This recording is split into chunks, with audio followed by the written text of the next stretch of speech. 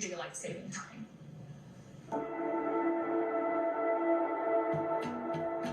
I first realized that I had irregular sleep problems, delayed sleep, around the age of 8, and my delayed sleep got significantly worse once I hit my teenage years. I did not realize it wasn't just insomnia until I was in my late 20s.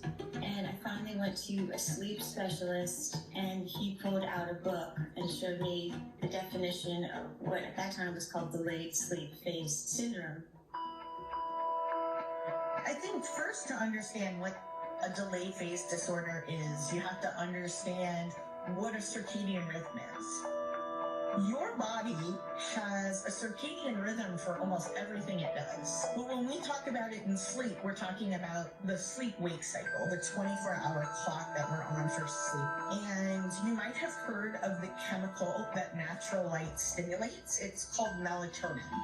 For someone with a delayed phase, it means that their melatonin system is not turning on as early. A typical day for me is falling asleep around 4 or 5 a.m. and waking up around 11 or 12.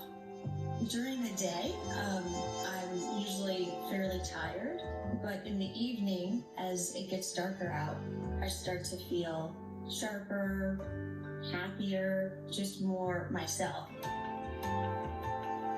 A delayed person can't sleep until their sleep window happens, which is usually a lot later in the day. But if given the opportunity, a delayed sleeper can sleep really well. They just have to sleep on their timetable. So I still tried to have a 9 to 5 schedule, and so I would exercise and I would take various sleep medications to try to knock myself out or tire myself out by 1 or 2, and then get up at 8:30 and try to make it to a job at 9. And I lived like that for decades. If you're a 3 to 11 sleeper, I would have you sleep 3 to 11 for a week or 2. And then what we would do is have you kind of gradually advance your bedtime and advance your wake time very, very slowly.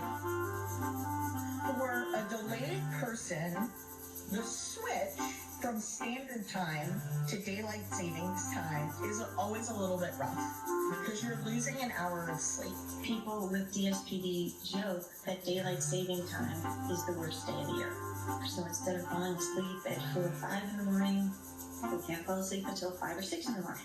I've seen a lot of positive change, during the pandemic as far as allowing people to work flexible hours, work on their own schedule. Everything is getting done, maybe even earlier, maybe even better quality, because now I can sleep.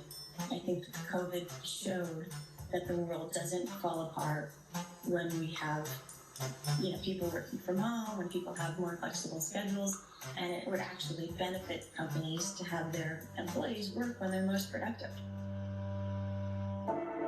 That's it for Vice News tonight. Tomorrow,